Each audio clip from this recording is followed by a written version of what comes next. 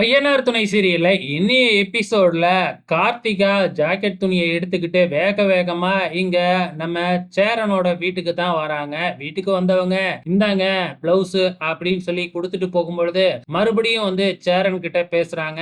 உங்களுக்கு சந்தோஷமா அப்படின்னு சொல்லி கேட்க, நான் சந்தோஷமா தான் இருக்கேன் அப்படின்னு சொல்ல, இல்ல உங்களுக்கு கல்யாணம் ஆகலையே அதை நினைச்சு நீங்க வருத்தப்படலையா அப்படின்னு சொல்லி கேட்க, இதுல நான் என்ன வருத்தப்படுறதுக்கு இருக்கு, நான் சந்தோஷமா தான் இருக்கேன் அப்படின்னு சொல்ல, ஏன் உங்களுக்கு மட்டும் கல்யாணம் ஆகல, நீங்க ஒவ்வொரு தடவையும் பொண்ணு பார்க்க போகும்பொழுது இந்த சம்பந்தமாச்சும் அமைஞ்சிருமா அப்படின்னு நான் நினைப்பேன். அதே டைம்ல அமையக்கூடாதுன்னு நினைப்பேன். அதுக்கு காரணம் எனக்கு உங்களை ரொம்பவுமே பிடிக்கும். உங்களுக்கும் இதே மாதிரி ஃபங்க்ஷன் நடக்கணும், அப்போ உங்க பக்கத்துல நான் பொண்ணா நிக்கணும், அதுதான் என்னோட ஆசை. ஆனா இதெல்லாம் நடக்காதுன்னு எனக்கு தெரியும். என்னாலயும் எங்க வீட்டை மீறி வர முடியாது. அப்படியே வந்தாலும் நீங்க ஏத்துக்குவீங்களான்னு கூட தெரியாது. உங்க மனசுல என்ன இருக்குன்னு கூட தெரியாது. ஆனா இதுதான் என்னோட ஆசை அப்படின்னு சொல்லிட்டு நம்ம கார்த்திகா அங்க இருந்து போயிடுறாங்க. சேரன் என்ன முடிவு பண்ண போறாப்ல அப்படிங்கிறது தெரியல. அவரே ஒரு பக்கம் அதிர்ச்சியா இருக்கிறாரு. இந்த பக்கம் நீலா நம்ம சோழனை விட்டு லெப்ட் அண்ட் ரைட் வாங்குறாப்ல.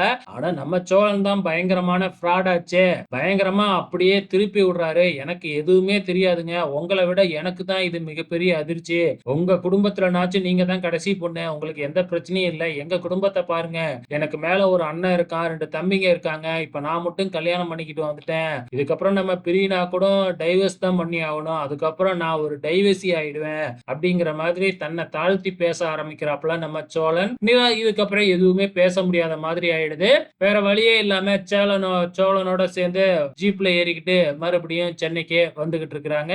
இந்த பக்கம் ஃபங்க்ஷனுக்காக ரெடி பண்ணிக்கிட்டு இருக்கிறாங்க. சும்மா சூப்பரா ஸ்டேஜ் எல்லாம் போட்டு வச்சிருக்கிறாங்க. நாளைக்கு தான் என்ன நடக்க போகுதுன்னு தெரியல, பொறுத்திருந்து பார்க்கலாம்.